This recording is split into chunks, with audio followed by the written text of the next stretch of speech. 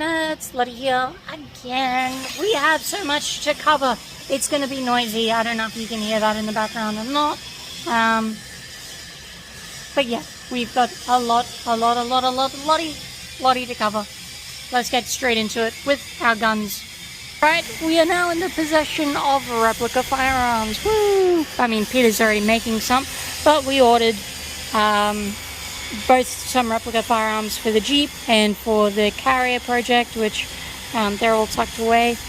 We literally just got these not like, half an hour ago. Really happy with them.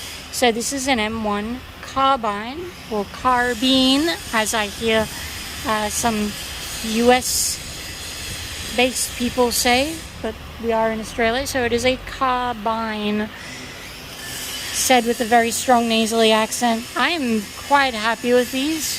They're really good. I'm doing this all with one hand.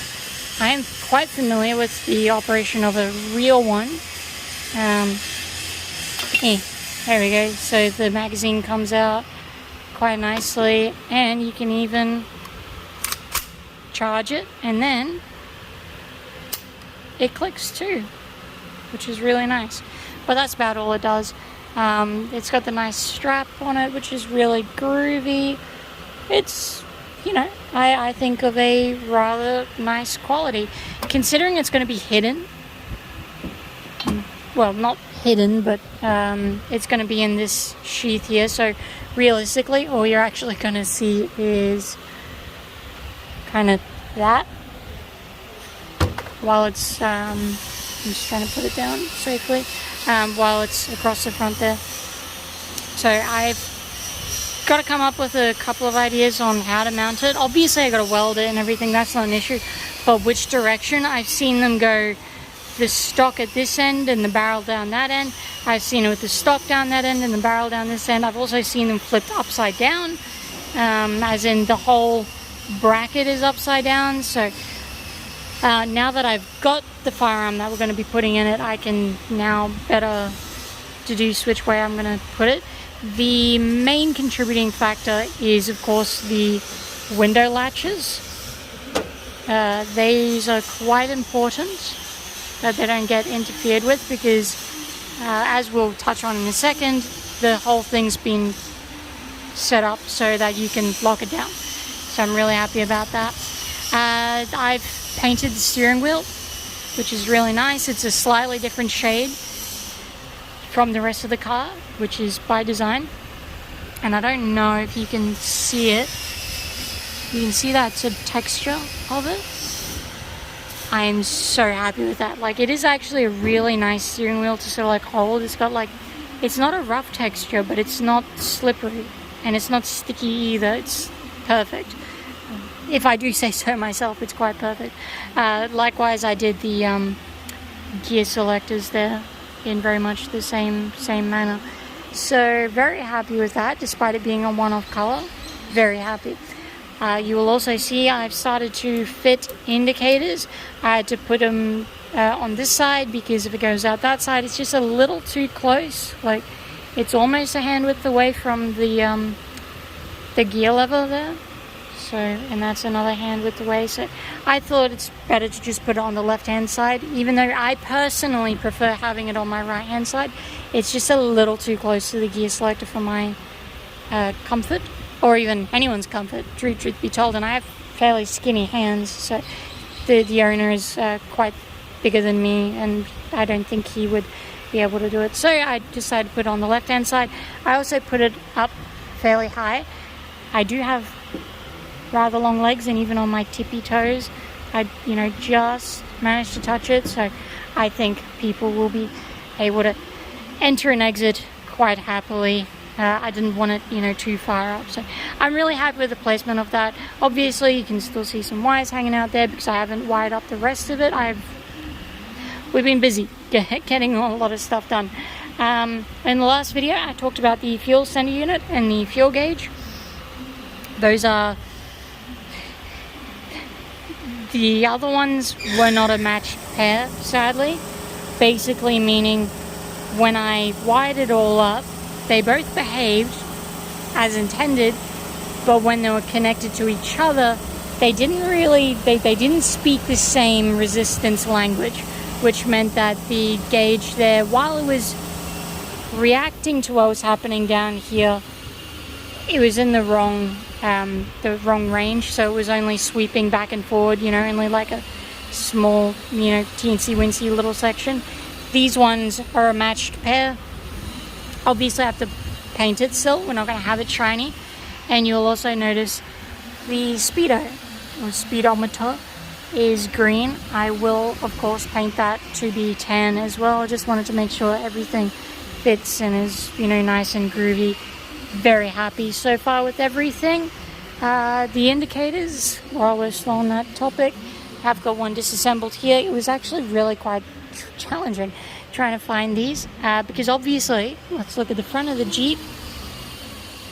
We've got all of our lights. I've seen people just use the markers as indicators. I'll be honest, I don't like it. It's, I don't know, the markers have just a groovy little sort of like, you know, daytime driving kind of like feature. I think they're really cute and I think it's a waste turning them into indicators. But I also don't want the indicators to be too pronounced.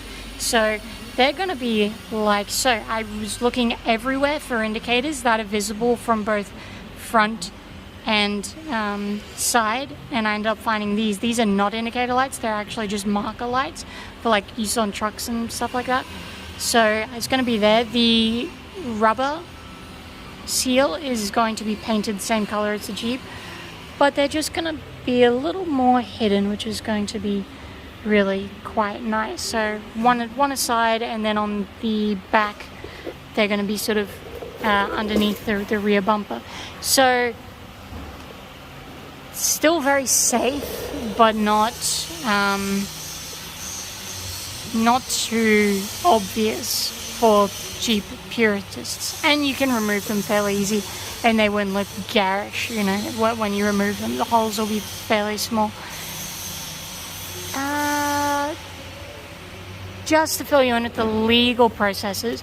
So because I live in far north Queensland for the sake of clarity, because it's all the same laws, if it's built before a predetermined date, i.e. before seatbelts, before reversing lights, or before indicators, I think there's even one before horns, I'm not entirely sure on that ruling, but definitely the seatbelts and indicators and reversing lights, those are all date stamped. So if the vehicle is built before they were introduced in part of the law, they don't need to have them to operate on Queensland roads. Obviously something like a seatbelt system is really hard to implement on something like this without, you know, completely ruining the interior or whatever. We're happy to install them if we do, but the owner's like, nah, don't worry about it. These cars aren't exactly designed for a crash in the first place, so whatever. But indicators, there's enough idiots on the road, so indicators are always just something I recommend most vehicles have, even if they're just small, you know, just to get out of the way. So even though it does not by law need indicators, both myself and the owner agree that it should have some form of indicators besides just yelling at the people behind you. So there we go. That's the plan with that. Now Peter is over here doing some stuff. I'm gonna have to quickly run and turn the music down because we don't want to get copyright struck. Blah blah blah blah blah blah blah blah blah blah blah blah. Hello, Peter. What are we doing here, Peter? Making replicas. Oh, do you your Jeep? Yeah. Do you dare tell the people how it works? Explain. How it works? Yep. Oh, well, it's a replica made from nuts and bolts and everything like this, and it'll be dry firing. So this is the barrel section, and it's just using this as the gas return. And these two, they'll be mounted there and sandwiched in between here. There's lots of other details in the handle put on, and then it just slides backwards and forwards. Very nice. So, looking customer will be happy with groovy. those. Yay! Yay! thumbs up. Wonderful. So yeah, and of course, as I mentioned in the last video, we do have a real one to copy. So, but because it is a real one, it can't be here. So yeah, that's all groovy. Here's the pintle mount. So this is actually going to be bolted to the Jeep through, there's actually a plate on the chassis of the Jeep underneath, which you can't see. I might show it to you guys if I get the time. That at the top. There we go. And that'll be the, and that'll stand on top of here. Fantastic. And I will show you guys where that goes in a second. Bye, Peter. There's the carrier. I don't think does he have the guns? We got a pair of 303 rifles to go on that. I think they're away, which is fine. So yeah, Peter is making the pintle mount. Now it goes, I know I've got a ton of stuff here. I'm doing electrical work, so it's fine.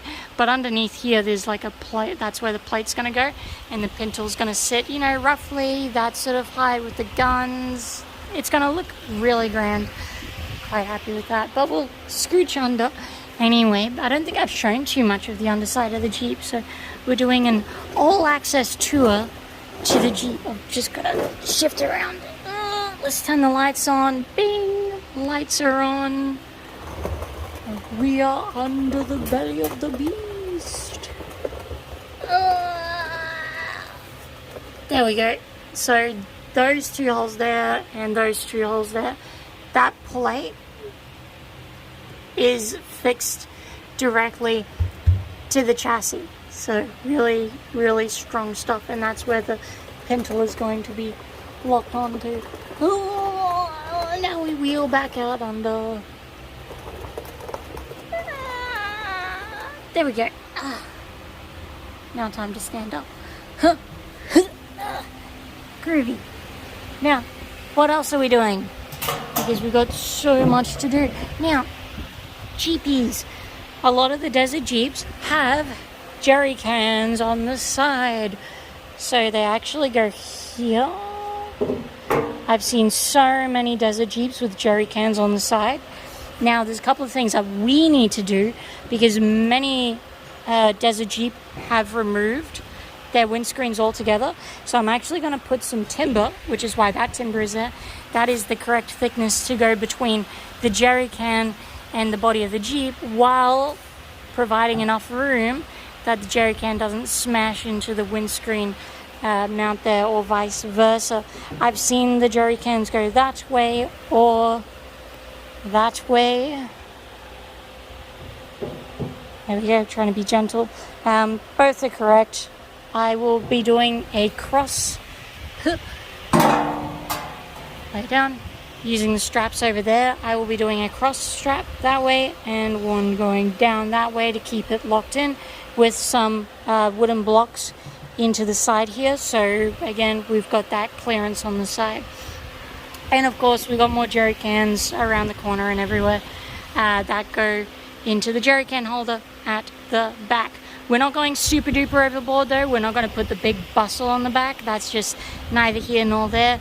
I think it's going to look fantastic with the twin Vickers on the top, and then the carbine on the front there. It's going to look really, really good. A couple of things I want to show off. Let's just lock that down. Get rid of these. We don't want them in the way, because I've only got a minute left of filming. Moving everything. I'm going to move this too. Should have done all of this preparation work before I was going to film, but regardless. There we go. And now, bonnet can come down, hopefully avoid the hammer, which it is. So I installed these as well. I actually had to adapt them because they're not the correct ones, which is really annoying. But they lock onto the bonnet latch, which is really good. Obviously, I got to paint it all. I did take some suggestions from the last video into advice, and I've actually curved them over a little bit. I tested it with the same paint as the steering wheel, and I think they're hideous. So they're going to be the same color as the bonnet, of course, when I do final painting over, which is really groovy. So there you have it. That is everything on the Jeep thus far. If you liked it, obviously, hit like and subscribe, all of that good stuff. Leave a little comment down in the dooply doops and about anything, about what you like, that we don't like, suggestions, hints, criticisms, whatever. I don't mind. Any comment really helps. Trust me, the algorithm is a fickle mistress. Regardless, if you didn't get enough of your weekly dose of Lottie, you can go and check me out at my podcast over at Turret Monsters, which I, again, will leave in the in the description down below. Go and click onto that link tree and that'll take you to all the places where you can watch the Turret Monsters podcast, or rather listen to. If you want to watch the Turret Monsters podcast, you're either going to have to wait until we start uploading to YouTube, which will be soon, or go and subscribe to the Turret Monsters Patreon, where all the money comes back into helping with stuff like this. So, I will see you on the next one. Bye!